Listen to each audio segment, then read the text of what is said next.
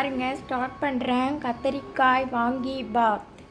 முதல்ல இண்டக்ஷனை ஆன் பண்ணிட்டேன். இப்போ கடுகு வெடிக்க போட்டு கடுகு வெடித்த உடனே என்ன பண்ண போகிறோம், கடலைப்பருப்பு, உளுத்தம்பருப்பு உங்களுக்கு முதல்ல காமிச்சேன், கருவேப்பிலை எல்லாம் போட போகிறேன்.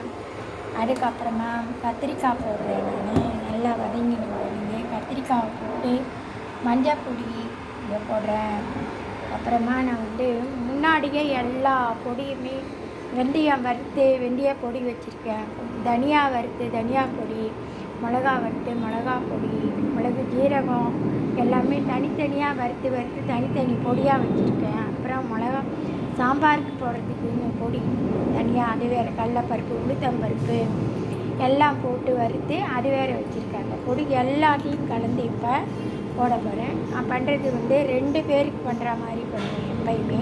அதனால் உங்களுக்கு எவ்வளோ அளவு வேணுமோ நீங்கள் அதை இது பண்ணிக்கலாம், நீங்கள் சேர்த்துக்கலாம். கொஞ்சம் கொஞ்சமாக போட்டுக்கோங்க. எல்லாமே 1 ஸ்பூன், 1 டீஸ்பூன், அரை டீஸ்பூன், அந்த மாதிரி 2 பேருக்குன்னா அரை டீஸ்பூன் போதும். அது மாதிரி போட்டுக்கோங்க. உப்பு தேவையான அளவு கொஞ்சம் கலந்துக்கோங்க. கல் உப்பே சேர்த்துக்கோங்க. அதுக்கப்புறம் பெருங்காயம் பவுடர் போட போகிறேன்.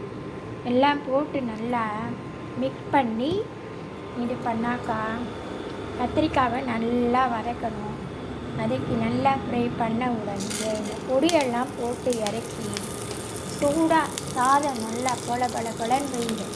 வச்சு நல்லா பண்ணிங்கன்னா அது மேலே இந்த வாங்கி பாட்டை போட்டு பசஞ்சு தயிர் பச்சடி இல்லை அப்பளம் போட்டு தொட்டுன்னு சாப்பிட்லாம். சுவையாக இருக்கும்.